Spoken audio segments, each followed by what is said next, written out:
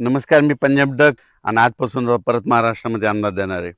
तर काल नाशिककडे खूप अतिवृष्टी झाली, मुसळधार पाऊस झाला, गुजरातकडे झाला, सुरतकडे झाला, मुंबई झाला. तर आज काय परिस्थिती राहणार? तर आज देखील नाशिककडं म्हणजे त्र्यंबकेश्वर म्हणजे त्या पट्ट्यामध्ये म्हणजे उत्तर महाराष्ट्राकडे आज देखील जोराचा पाऊस पडणार आहे म्हणून हा अंदाज लक्षात यायचा. राज्यात मात्र आणखीन तुम्हाला एक सांगू इच्छितो, 25, 26, 27 त्याच्यानंतर 28, 29, 30, 31 पर्यंत दररोज वेगवेगळ्या भागात आता पाऊस पडणार आहे. पण आता काय होणार आहे, ह्या पावसाचं स्वरूप रिमझिम नाही राहणार. काय होणार, दुपारपर्यंत चांगलं असं कडाक्याचं ऊन पडेल आणि 2-2:30च्या नंतर जोराचा पाऊस पडणार आहे म्हणून हा अंदाज सर्व शेतकऱ्यांना लक्षात यायचा.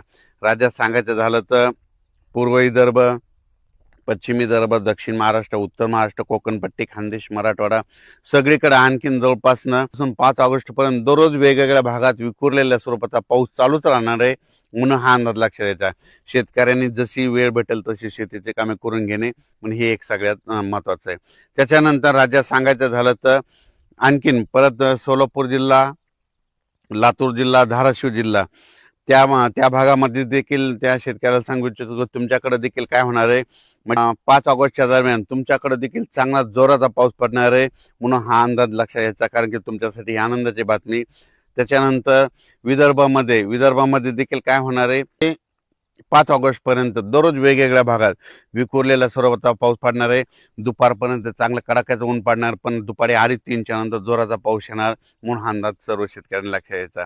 त्याच्यानंतर मराठवाड्यामध्ये परभणी जिल्हा, लातूर जिल्हा, बीड जिल्हा, धाराशिव जिल्हा, जालना जिल्हा, संभाजीनगर, हिंगोली जिल्हा ह्या पट्ट्या परभणी मराठवाड्यातल्या शेतकऱ्याला सांगू इच्छितो की मराठवाड्यात देखील काय होणार आहे, असं चांगलं दुपारपर्यंत कडक ऊन राहील, पण 2:30-3च्या नंतर ते रात्रीपर्यंत मग जोराचा पाऊस पडणार आहे म्हणून हा अंदाज लक्षात यायचा.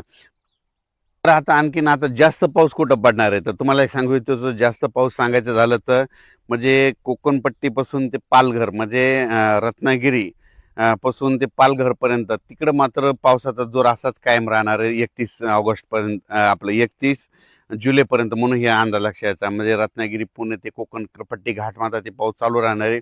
त्याच्यानंतर वरती इकडं नाशिक, त्र्यंबकेश्वर,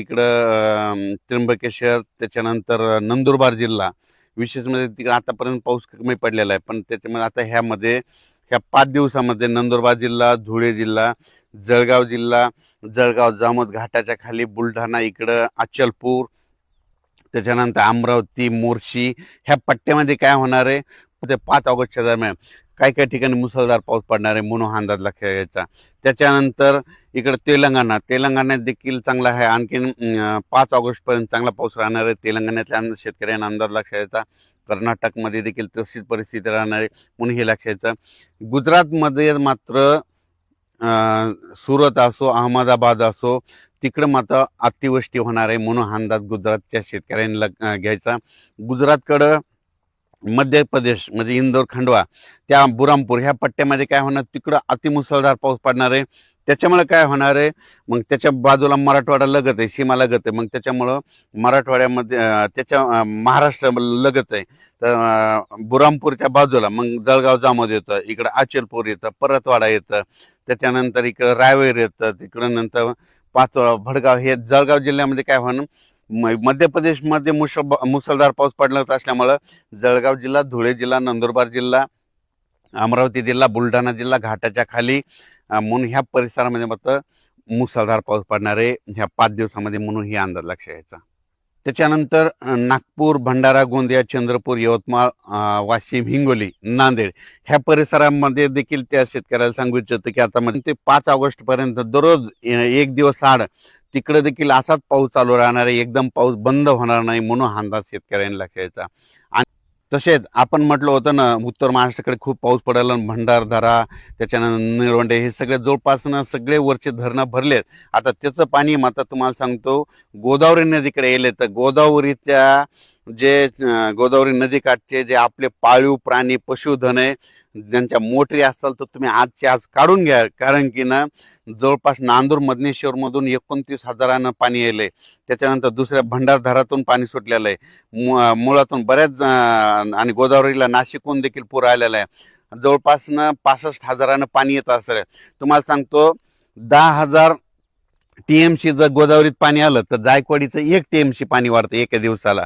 तर हे जवळपास 50-60 हजारानं फ्लो येत आहे. म्हणजे एका दिवसाला 6 टीएमसी वाढणार आहे. म्हणजे जायकवाडी धरण मराठवाड्यातल्या नांदेड जिल्हा, जालना जिल्हा शेतकऱ्यासाठी आनंदाची बातमी. बीड जिल्ह्यासाठी जायकवाडीमध्ये तुम्हाला सांगतो एका दिवसाला 6 टीएमसी. माझा अंदाज आहे ह्या पावसामध्ये जवळपास जायकवाडी 42% जाण्याची शक्यता आहे, म्हणून हे अंदाज लक्षात येतात. सध्या जी आता पाऊस चालू आहे तर तुम्हाला सांगतो सोलापूर जिल्हा, लातूर जिल्हा आणि धाराशिव जिल्हा, बीड जिल्हा थोडंफार काही भागात कमी आहे कडाष्टीकडं. त्या शेतकऱ्याला सांगू इच्छितो तुमच्याकडे देखील आता ते रात्रीपर्यंत जोराचा पाऊस पडणार आहे, म्हणून तुमचं काही पीक वाया जाणार नाही, म्हणून हा अंदाज लक्षात येता. म्हणजे सांगायचं झालं तर आता आजपासून जे आता रिमझिम पाऊस नाही राहणार, आता पाऊस जोराचा पडणार आहे, म्हणून हा अंदाज सर्व शेतकऱ्यांना लक्षात यायचा. अचानक वातावरण बदल झाला, परत एक मेसेज दिला जाईल. धन्यवाद.